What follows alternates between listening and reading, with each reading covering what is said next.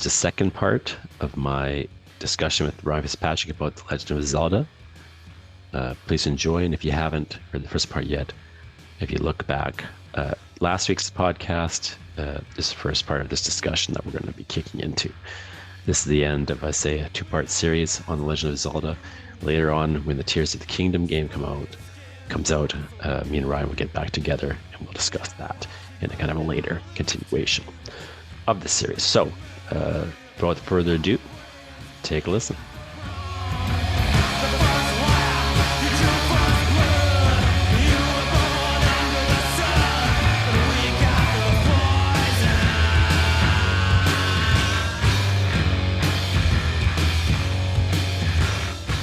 Begin to kind of see behind the curtain a little bit. You're like, oh, here's how these game systems work, and it changes how you engage with the game. And I'm finding that in my playthrough of, like, my new playthrough of Breath of the Wild, where I made all these decisions. It was like, okay, I'm gonna get all the shrines this time. I'm going to like play as many shrines as I can before I do the beasts, and I'm gonna do the beasts in the specific order. It's partly reverse the order that I did the first time I played the game, and partly because like I refuse to do the camel anything other than last, because the game world escalates as soon as you start beating them, right? You get the annoying Yiga guys who start showing up way more often. Sure. So like it's interesting that like I've totally changed my playstyle based on the fact that like I learned all this stuff about how the game mechanics work. Whereas the first playthrough I was like, oh my god, I don't know what there's 100 bats in a swarm. What's that off in the distance? Is that a fucking dragon? Like it Yeah, was way right. more about like finding things and being surprised, and it's interesting Yeah, see, how I feel like I'm still in that moment, like because like the other day. So what I've been doing lately, like I say, I've just gone back. I haven't played the game for a year or so now, yeah but I went back to it just to kind of, I always think about going back to it and playing more, and then I kind of went back to it to sort of think, okay, well, what am I going to do next, kind of thing. And what I've just been doing is there's this, in the version I've got, I think I've got some DLC or something where you can yeah press a button and you can see like where you've been on the map. It's like the last 100 hours or something of where you've been on the map. So it's not yeah necessarily everything. It's like mostly what you've been doing. And it literally draws a line on the map of where you've been. And so I'll just turn that on and I'll go to a place I haven't been, or I haven't been in the last 100 hours in any case. And then I'll just go check out what's over there. yeah And it's always startling to me what's over there. Like it'll be like endless nothing, and then all of a sudden, like something either large or small or weird or interesting. Like the other day, I was just kind of kicking around in some area, and I found like this weird little. It's almost like a little island, but all it is like a little circular ring with a pool, and okay inside the pool is a treasure chest. mm, And there's nothing really in the treasure chest, but the reason it's there is that it's going to draw lightning to it. And then when the lightning comes, it like kills everything in the pool. mm, And so, you know, and I don't know if there's something else going on or some other thing I'm supposed to do with this chest. But it's just like, it's such an interesting little tidbit, like yeah of the world, like things like that are always, it's just very interesting to me. And one of the great things about that game in particular is the way it just has these kind of rules of like this thing interacts with this thing. And yeah so you can just like almost, figure out how to do certain things based on that. Like if it's raining, well, then this is the true. If it's not rain, if it's, if you got metal during a lightning strike, you have to take your sword off, you have to take your shield off, or yeah it's going to start lightning you. But then maybe you want to throw your sword into a pool, then it'll kill the fish in the pool. You can collect the fish. Like there's all sorts of weird and interesting like aspects of that. Like so, or like if you're hunting in a cold region and you just leave the if you just leave meat before you pick it up, it'll freeze, and Mm, that's a different kind of meat now. yeah, Like I found like that kind of part, that those aspects of the game where the interactivity of the environment with other aspects in the environment. I forget the technical term for it, but it's a really inventive approach, yeah, and it's something that, at least for me, is new in a Zelda game, in that yeah, particular game. But I can see like where it kind of harkens back to that whole, there's a secret on every screen kind of yeah. ethos. Well, and it breaks the kind of lock and key logic of it's about like this interactivity rather than like a kind of lock and key like way of designing the game, which is very much like what the old school dungeons would be. Yeah, and at the same time, again, that's something I love about these games, that you would have these moments. The dungeons actually are almost a third type of game inside the game, as Yeah, actually, I never really thought about it too much, but there's a way in which the dungeons are kind of their own little games, yeah. and they're very much constructed in this kind of clockwork manner where you really are solving puzzles to advance. I was gonna Yeah, say, I was gonna say, like, if anybody's listening to this and they're really interested in like the dungeon design and the kind of lock and key thing, there's a really great YouTube series by this YouTube creator, Game Maker's Toolkit, and he did a whole series like about like the different Zelda games and the way the dungeons change and get more or less linear and the different types of dungeons there are. He also has a really great series on Metroidvanias too, and and because those are also a kind of lock and key game. yeah, but it's a good way to put it. Like in Zelda, you almost get, in the Zelda series, depending on the game, but Yeah, broadly speaking, you almost get like the best parts of a Metroidvania in those dungeons. yeah, Like they almost become Metroidvanias inside the dungeons in some many respects. Like they're yeah, they're little encapsulated, and often, at least traditionally, in the older Zelda games, they would design in each of those dungeons, you would get a new item, mm, and then that dungeon would be constructed around the abilities that you gained by getting the item. yeah, And so there was a real, again, it almost is a quality that started to become associated more with Metroid and Castlevania than yeah. Zelda per se. But in some ways, it really starts in Zelda. That Well, it seems to me, at least, maybe I'm missing something, but the problem with the Zelda, the way the Zelda does it, and it becomes really apparent in a game like Twilight Princess, where the items that you pick up in the dungeon are so specialized that they're really interesting in the dungeon that you find them in, because the dungeon is built around puzzles using that item, and then completely useless afterward. Um, I'm thinking of like there's the spinner disc in the desert dungeon. hmm, yeah, yeah, There's the rod that lets you control statues, and the dungeon that you're in like has lots of those statues, and you have to lead a statue through the dungeon, and then you never use it again, really, outside of that dungeon. sure, yeah, Whereas in a Metroidvania, like, um, yeah, the whole game changes. yeah, Hmm.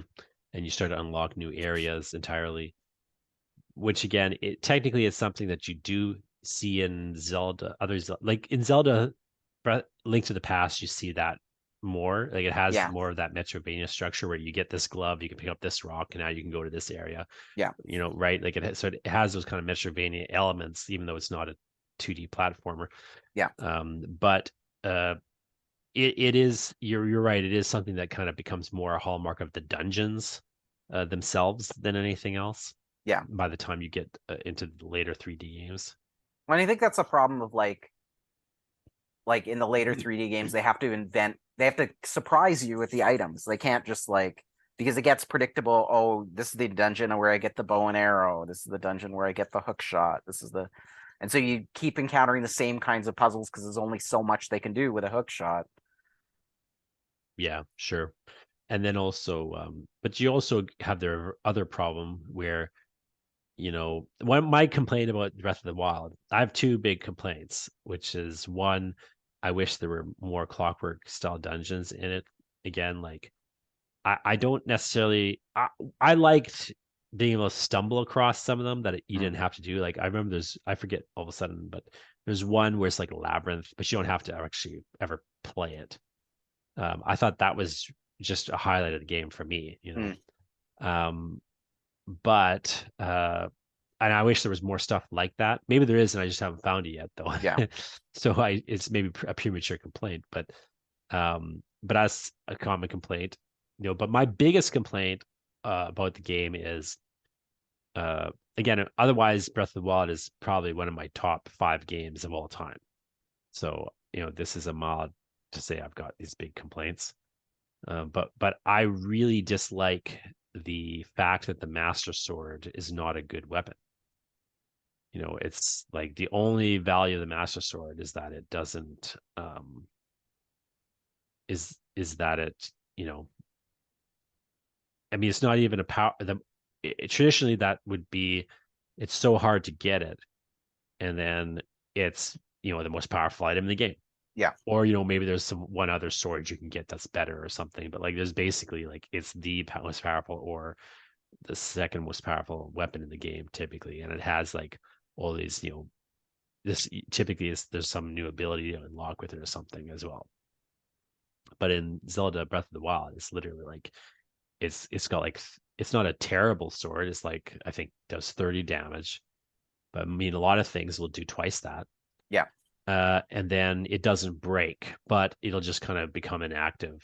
It goes down to like it might as well have broken, because you can't do damage with it anymore. You know, for until it kind of charges back up. So it's like I barely use, like the fact that I work so hard to get it, Yeah. and then I barely even you want to use it. To me, is like a real weakness of that game, particularly when historically in the Zelda, the sword was so tied to the story, Yeah. and it's so disconnected from the story in Breath of the Wild that you don't even have to get it. Yeah. I don't believe so. Maybe I'm incorrect, but I don't believe you actually have to get it to beat the game, because I No, don't you think don't. people can, you know, because people go beat the game without even going to get it. So yeah, because you can't get it unless you have so many hearts, right? So then a lot of Yeah. people will just beat the whole game without even going near it, which, you know, is fine as far as it is. It's on some ways a good thing about the game, but I just, the fact that I chose to go get it and then, you know, did all the things I had to do to get it, Yeah. and then I don't even want to use it after that point, you know, Yeah. it to me is a real, that's like the biggest complaint I have about the game. No, I can see that. And that's really like a narrative complaint. Like Yes, I think it would have been interesting if it's one of those things where they have to have the Master Sword in the game because it's a Zelda game. I right. think the game would actually be more interesting if it didn't have the Master Sword. Or if it was Well, so hard to get that or if it was game breaking but like extremely hard to get. yeah, right. Yeah, exactly. Or even if they just had a better explanation as to why it sucks, you know. But Yeah. you're right. It sort of felt obligatory that it's in the game, and then also, you know, but if it's going to be in the game, it might as well. It should be game breaking or something like Yeah. that. You know, it just should have some other something going on Yeah. with it. It just Like seems like they kind of you get it and then whatever you I got it. think like the only thing that it's really useful for Guardian like things. Is it? I mean, Well, because it the doubles it, arrows are better for that. but like because I feel like this is getting too in the You're weeds. right. But you fire an arrow into its eye and then you use the Master Sword because the Master Sword doubles in strength against the Guardians. It's Like it's true, but at the 60 same instead of 30. time, Um, everyone stopped listening as soon as they I heard know, me right? like Well, let me ask the fundamental question, I think, because given that this is a game series yeah, where the games are very different, I yeah, mean, they have certain similarities, but fundamentally, like, you know, game to game, they're often quite different by this point. And given that there's ones that, you know, we just don't even like, and aspects of ones we do like that we dislike. Why is it that we're so obsessed with Legend of Zelda? You know, have you ever really thought to yourself, like, why am I so obsessed with this game? Like, yeah. I don't even like because half of them. I didn't even Um, like half of them, and like I literally bought a console to play Zelda, yeah, and I hadn't played it for like since the Wii came out. Yeah. Um, and really, if you look closely, I had only played 4 Zelda games in my life Yeah. prior to the Switch Breath of the Wild, and I didn't even like the second one very Yeah. much. So why am I obsessed with Legend of Zelda? I think there's probably like for me at least, there's a few reasons. One is it's one of the few long running series where you can see the people designing the game actually taking risks. Like it's not like a cookie cutter thing. Like there are games that are kind of more cookie cutter than others, but like it's a game where you can see the designers making big swings. Um I think like the other game series really um is Mario that does that really consistently. I think we could probably imagine other ones, but like when I look at like the game series that everyone seems to be obsessed with over the last decade, which is Dark Souls or the From Software games, those games all like are iterating like on a very specific thing. And so like there's like I'm probably gonna draw ire for dismissing them like that because even though I think they're very I interesting. don't think that's dismissive per se, but it Um, is true though, right? yeah, Like, and that's as you say how most of these games work. Most games, yeah, people forget what a game is. What a yeah, game is that there is a game mechanic, yeah, right? That the uh, that is the game. yeah, And then you can have all this narrative, you can not have narrative, you can have all this other stuff, but yeah, like the fundamental, what the game is a mechanic. yeah, And so it makes sense for a successful game series to iterate on the mechanic because there is a level at which, if you look at a series like Zelda or Super Mario, yeah, although those characters are the same, the game, it's actually not the same game. yeah, Like Super Mario 1 and Super Mario, like, what's the one I was playing the other day? Bowser's Fury. Like, they are not the same game. yeah. They have some shared mechanics, Not and they have really. like, and there's like an There's a iterative handful. history. There's Yeah, like the you jump on things. Like that's yeah, basically the shared mechanic, and there's a narrative history and there's a continuity in a manner of speaking, yeah, but but actually there really isn't that much continuity, even story wise. Like Zelda will just literally tell the same story again and again and barely yeah, even attempt to tie it together. yeah, Once in a while they'll tie the story together, but for the most part, it's like Marvel comics. yeah, there is no consistencies to yeah, that story anymore. And it's interesting though, as you say, it's more normal and more sensible for a yeah, game to just do iterations on its core mechanics, like Dark Souls yeah, and From Soft's games do, like Metroid in many ways does, and so on. I mean, that's what I mean. Yeah, why when you depart from the game mechanics so extremely that from like Link to the Past all the way to jump to Breath of the Wild. Like yeah, it's literally not the same game on many technical yeah. levels, although we I call them both Zelda. Yeah, but this is the other side of it because I think for folks like there's something fundamental about like whatever the first Zelda game you play that you're looking for another hit of it. And if they give you the hit in the exact same way, you're not going to get it. I know for me, it's like it's the kind of roaming exploration of Zelda 1. It's the kind of clockworks of Link to the Past. It's the feeling of like hitting an impasse that I first felt like in a way I enjoyed in Ocarina of Time with the water dungeon that everyone hated but secretly loves. And it's like the feeling of like boundlessness that I got from like Mm. Wind Waker and that I get again from Breath of the Wild. So there's like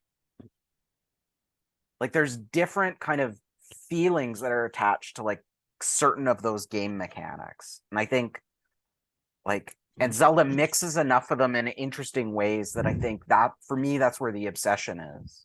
Maybe this is a good comparison in some ways to maybe there's a way in which FromSoft's and games and the Zelda series are linked in that it is. I mean, Zelda. I think this is true also of FromSoft's Souls-like games, which is that in Zelda, like there's a level at which because of the risks and because of like there being like a handful of things I just really loved Yeah. about each of these different games. There's just this level at which, for whatever reason, rightly or wrongly, like I trust that they will make a good game. Yeah. Like, and maybe I'm wrong or disappointed from time to time at certain aspects of it, or even just in whole games. But for the most part, like I trust that they're just not trying to churn out another one. Yeah. You know, like I, like it really. I mean, when I've been really upset with Zelda, like I really hated Cadence of Hyrule, but I it's never actually played that. not a Zelda game. Like it's Yeah. one. There's a couple of like Zeldas where they've kind of skinned the character into this other game, and those have always been very disappointing to me. Um, and partly it's because I just didn't trust them the way I trust Nintendo to deliver me a good Zelda game, Yeah.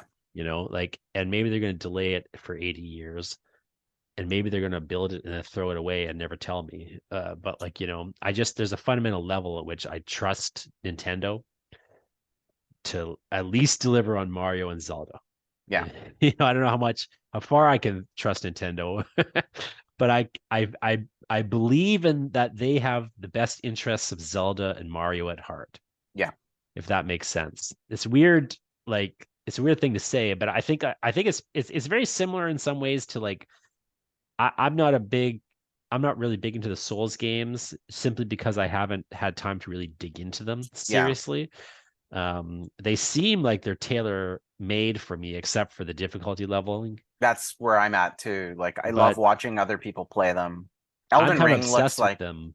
Elden Ring looks like if that game ever goes on sale, I'll probably try it and then play like 3 hours and then go, I just I can't. own them all, Ryan, and I've played maybe 1 hour total of all of them combined.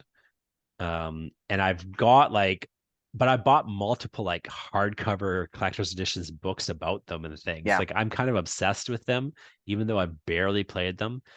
But people who are more players than I am, what I hear all the time is the same sort of enthusiasm that I have for Zelda for some of the same reasons. Like there's a level at which they just fundamentally trust FromSoft to deliver them not only another great game, but one Yeah. that's better than the one before, as opposed to one that's worse, which Yeah. is so often what you get in series, Yeah. right?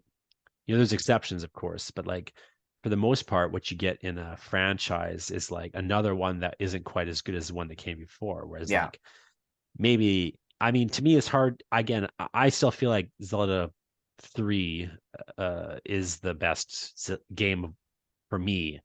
But I still, but I feel like they keep trying to beat it, Yeah.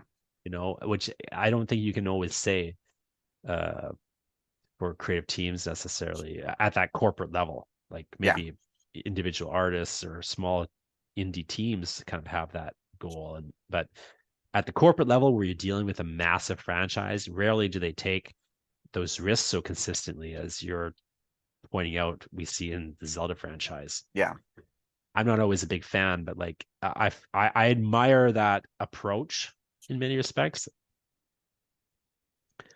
Maybe I'm romanticizing it all I mean, based it's on just having grown up with, and it was like a game that first impressed me when I was a kid, and so I just am nostalgically magnetized to it. But there's just, I mean, I feel like that's less the case than it might be otherwise, for the simple reason that there isn't as strong a storyline to gravitate towards. Like the story of Zelda is very simple and yeah. alchemical, um, to the point where there's really not much you can do with the story, and so they have to keep departing from it. So I Yeah. feel like for that reason, I just feel like I'm not as attached to it nostalgically as I might be attached to like stories from my childhood. I never really thought of Zelda as having a great story or one that really resonated with me in any particular way. Well, it's the minute to minute story of your actual gameplay, right? Yeah, Like exactly. that's what you're attached to. It's that time that you figured out whatever puzzle or like for me it's like with Zelda 1 it's like my memory of the map. Like the map is burned into my memory, crowding out, things that might actually be useful to me. Yeah, right. Man, the music too, I just have running on loop in my head 24/7, I Yeah. swear. And like Both songs from Zelda 1. yeah, both of the two. Yeah. But it's anyway, let me ask you what you're kind of hoping for Tears from the Kingdom. I haven't really paid too much attention to it, I gotta admit. I mean, there's not a lot of information about it. Well, they've released like next to nothing. I think they know that like the game is good. I think they know that they don't have to tell anybody anything about it, because they've Yeah. released like 3 or 4 trailers, two of which like give no information. This one that they recently released like that had the most stuff in it. So Hmm. so what I'm hoping for, so number one, I'm hoping to be surprised. Which is my number one worry is like I won't, because they're using the same map. Um Yeah, and like I believe they're adding a level in the sky to it, it seems like. I don't and I know if think that's true, but a level underground. that's what it seems like. I mean, Yeah. again, we're speculating here at this point in time. Yeah. When you're listening to this, you might know better than us if you're in the future. But If you're in the uh, future and it's that May is and what you've it already seems played it. like, right? Um, But I mean, that's fine by me. I'm happy with that. yeah, I trust them to, even if they're going to literally reuse the same map, I trust them to like tweak it yeah, or like layer in some stuff I haven't found yet, et cetera, et cetera. Plus, I believe that they're adding these kind of two levels of it. But I yeah. mean, I don't know. So I'm worried that because they're using the same map that like a lot of it will feel old hat. Although like literally I'm playing through Breath of the Wild for the second time and having a great time playing it. So it couldn't hurt to play through Breath of the Wild third time, even if it's like really similar. Um, I'm worried that, or I'm hoping that there is some like dungeon activity, although maybe I'm like less hung up on that than like other people are. I don't need them to be like the second coming um of like the dungeons from Ocarina of Time or Twilight Princess or anything like that. I'm not expecting that. I don't even necessarily want that. Um, but I would like something, like some Is it the kind of some more density. is it the camel beast that where you're turning it around? I'm trying to remember. Yeah, Yeah, so I that was the level that the most to me felt like an old school Zelda dungeon. And it yeah, was, to the point where I got started to get very frustrated with it. yeah. I believe I looked it up at It's one that water point. dungeon feeling where it's like I don't understand. I'm doing things, but I don't understand why it's not progressing, because the puzzle isn't like a room to room whatever. The puzzle Mhm. is like you have to solve this huge thing. I loved it and I thought it was brilliant, but I think I also like I'm the kind of guy who at a certain point I'll just go look it up Yeah, because I just am not as invested in I got other things to do in my life. yeah, But like I kind of wanted I just wanted I just felt like okay, you're proving to me you can do this. Just give me a little bit more of it. yeah. And then make it Yeah, optional where I don't have to do it per se. uh, yeah, So I'm kind of hope that's my kind of hope. It's like I kind of want a bit more dungeon action, but I also kind of would like maybe like one of the things I like about the shrines in the Breath of the Wild is, so, some of them you just fight a monster and you're done. Other yeah, ones you got a little bit of a puzzle. It's small, or sometimes they're larger. yeah, But I like how I'm not always. forced to do the big puzzles. Like if I'm really having a hard time Yeah. with the puzzle, I can come back to it later. I'm not forced to do it to progress per se. But you know, what do you think of the speculation that a lot of people have based on the last trailer that they Yeah. put out? A lot of people are speculating because of like one of the lines in there that you're going to end up at some point being able to control Zelda as a playable character. Now, I don't know if that's a reasonable thing for people to expect based on this trailer. I'm not sure that I 100%. I kind of see what they're basing that speculation on, but I don't 100% understand why they think that based on the trailer. Like I kind of 80% Like understand it. it's But what do you think 100%. about that idea? It's 100% copium. But like it's not going to happen. I That's can't my. imagine it would, But I the only way I but could see them I doing it without kind of breaking the narrative DNA of Breath of the Wild is if at the beginning of the game you get to choose, and then you have to play the whole game as either Link or Zelda. But otherwise, I can't there'd have to imagine be that though. otherwise to like switch. You would have to either be able to actively switch, or there'd have to be some narrative linearity to the game. Yeah, or at least for that section or something, right? Yeah, I know people. I mean, the other thing that is interesting with Zelda is the side of the idea of Link as a silent yeah, character, for the like I forget who it was, but someone on Twitter, I think it was Sam Sykes maybe, somebody was making a joke about this at one point, where it's like, imagine a man, he comes to your town, he doesn't say anything, he just smashes your pots. you know, he never speaks, and like just the psychotic nature of like this person who's, the hero, yeah, uh, being kind of just none unspeakingly doing all these things yeah, as he like stares at you. It's a funny idea, but at the same time, there's this level at which it it really has become a hallmark of the games, like that yeah. Link never responds. Although, if I remember right, didn't they have? Wasn't there a moment in Skyward Sword where he does speak? I can't remember No, I 100%. don't think so. Yeah, I feel like there was I think there's something. moments throughout the games where it's like the implication is that he said something, but you never Yeah, hear what he says.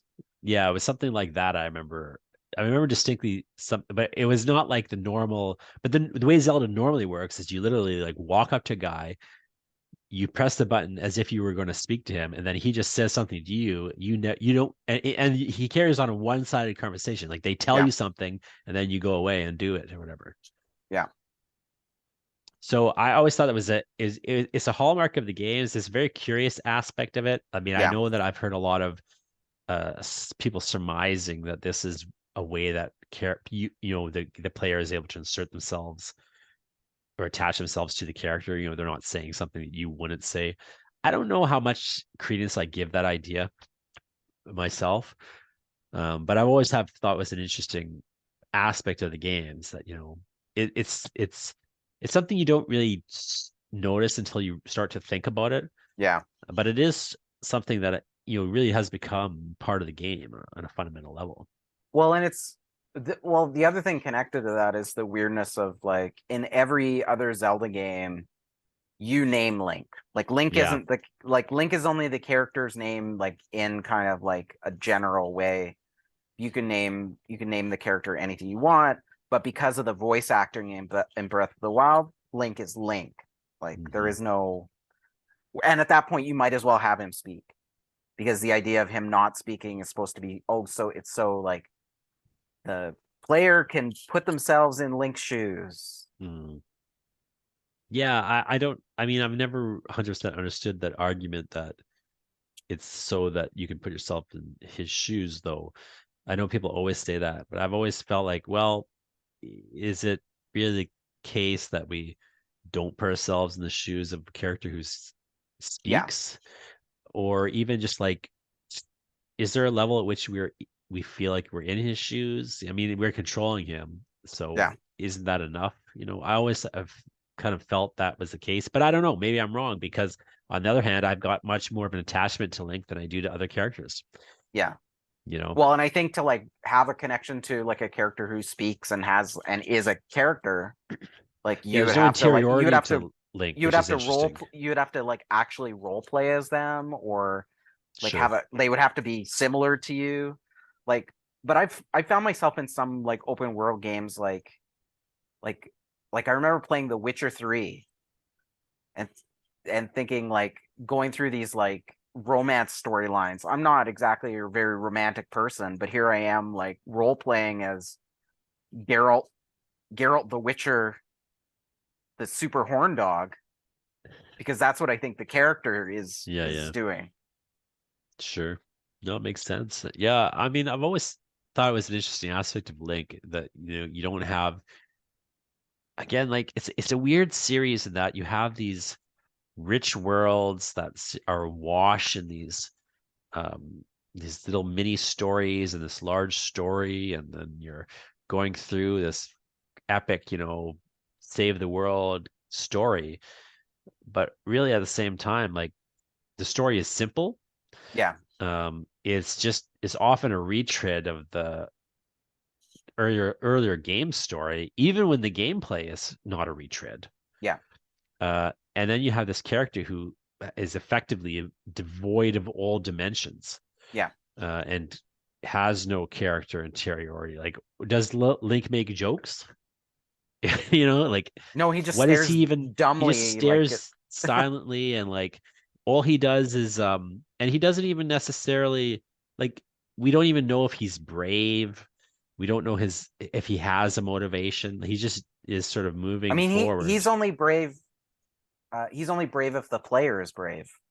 Yeah, it's interesting. Like he's I find it such a fascinating series in so many ways, but I think in some ways what almost explains its popularity to me and its durability to me is the way that it just doesn't participate in things of the moment. Yeah, Like it just sort of is doing what it does. And like, in a period, for example, when we have these open world games that are very invested in, telling a story that has a complex character, making difficult choices. We instead now we get an open world game where the character has no interiority. We don't know why he's there or what he's doing. yeah. He just happens to be moving forward for no apparent reason, but he could also just stop moving forward. Like it's That might be the only, like, thinking narratively, that might be the reason why Breath of the Wild, why Zelda is was the series that was able to like break the kind of like the formal concerns of like the Ubisoft style map game, right? Like Assassin's Creed or sure. whatever, where you have this huge map that you use hardly any of, because the character has to go on a specific journey from one place to another. Whereas Link is told like, well, eventually you'll have to go beat Ganon, but until then, until you're strong, you feel strong enough to go do it. Here's your buffet table of possibilities, right? And the only Hmm. game that I've seen that's done that, um, and arguably from what I've seen, maybe done it better, is Elden Ring, where you're playing another kind of like player defined, kind of faceless character. Um, you're given a rough task that's not very clearly explained to you, but like really your goal is to go out and like um sample the world and do stuff. Yeah. Whereas when you play like a specific character in Horizon Zero Dawn or The Witcher, like there's a there's a narrative path that the designers want you to go on. Yeah, there's a propulsion to it. Even though you can depart from that path, Yeah, um, there still is.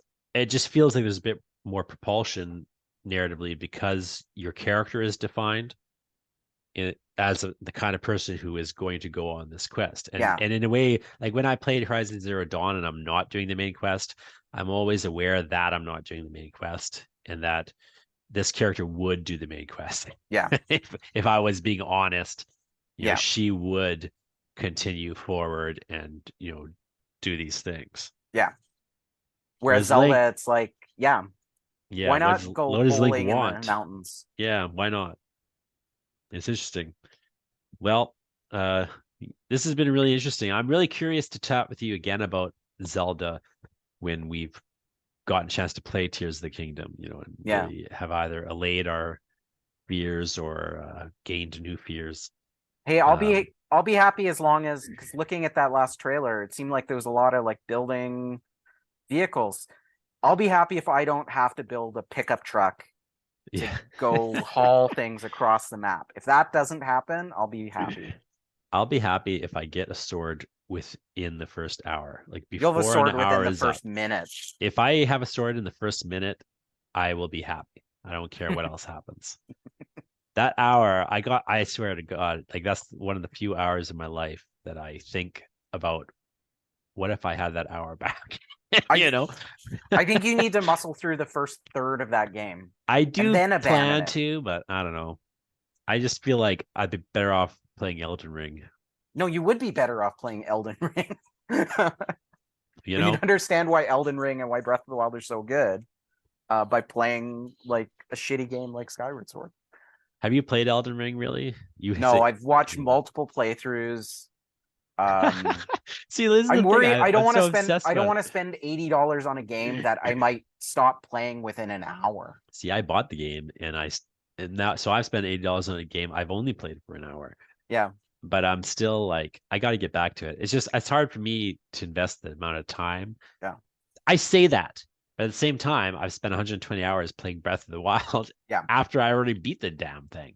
So I know that that's not true. I just for some reason I've just got this mental block. I think the difficulty of it, or at least the belief that I have that it would be too difficult for me. I don't know if Yeah. there are these games really as hard as people say, or are they just you're convinced of that before you start playing them, and it's a reverse placebo effect where Mm. you get less healthy as a result of thinking you're going to do poorly in this world. I'm not sure, but Well, maybe after we play Tears of the Kingdom, we could come back and try Elden Ring. I think that's a great plan. Let's stick to that um,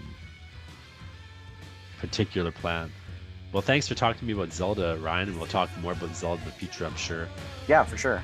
And yeah, I would say keep writing the wrong way, but maybe Keep playing the wrong way. Keep playing the wrong way.